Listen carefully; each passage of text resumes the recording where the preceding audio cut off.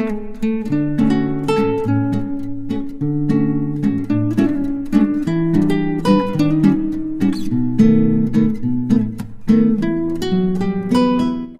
le cadre de l'enquête de flagrant crime ouverte suite à l'assassinat le 10 janvier 2026 de Mme Compaoré Ouedraogo Viviane Yolande, ancienne ministre des Transports et ancienne gouverneure de la région du Yadega, le commissariat de police de l'arrondissement 12 de la ville de Ouagadougou a procédé à l'interpellation d'un suspect le 13 janvier 2026 à la gare de la société de transport Aérona et Frères Staff de Gunguin à Ouagadougou.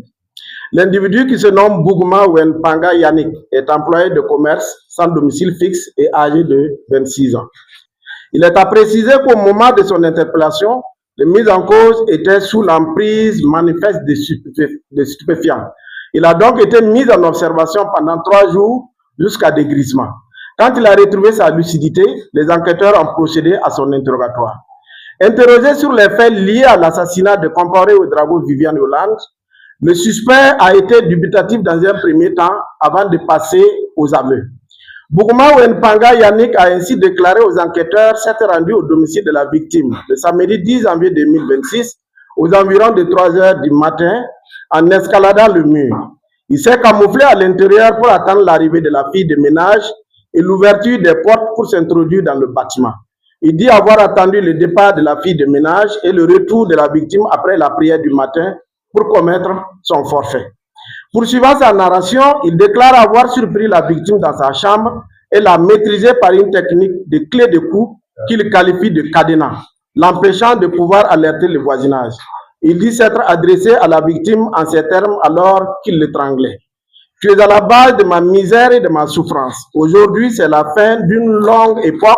Tu as gâché ma vie par tes mensonges, occasionnant mon licenciement. » Il soutient s'être retiré des lieux, mais il est revenu pour s'assurer de la mort de la victime en utilisant un petit couteau qui se trouvait dans les toilettes internes de la chambre. Il a d'abord poignardé au cou avant de l'égorger pour s'assurer que sa mort est effective. S'agissant du mobile de son crime, le nommé Bougouma Wenpanga Yannick a avancé des motifs selon lesquels la victime serait à la base de son congédiement lorsqu'il était employé comme apprenti chauffeur dans la société de transport Staff il y a quelques mois de cela. Il est à noter que le père de Bougouma Wenpanga Yannick est le neveu de la victime, en ce que la grand-mère paternelle du suspect est sa sœur utérine. Aussi, affirme-t-il avoir subi plusieurs fois des dénigrements et des calomnies de la part de la victime. Il explique avoir été traumatisé par des menaces et accusations pour des faits de vol et des actes de délinquance de la part de la victime. Par ailleurs, il affirme avoir des conflits avec la famille de la défunte depuis son enfance. Pour corroborer les mobiles de son crime, il a cité notamment son interpellation et sa détention par un groupe d'autodéfense communément appelé les Koloego de Gunguin, à Ouagadougou, de Goudrin, à Ouagadougou, pour des accusations de vol et de délinquance dans la cour de sa victime courant 2023, affirmant y avoir été détenu pendant plusieurs jours sous la manipulation de la victime.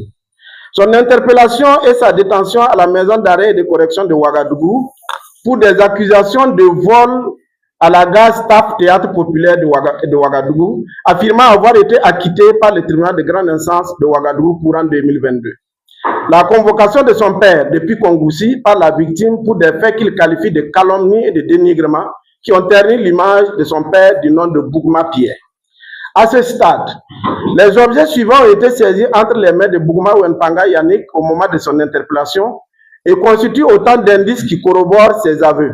Ce sont un téléphone Android de marque Motorola, 2 téléphones Android de marque Samsung, une tablette de marque ONN, un sac à main d'armes de couleur bleue. Ces objets appartiennent tous à la victime.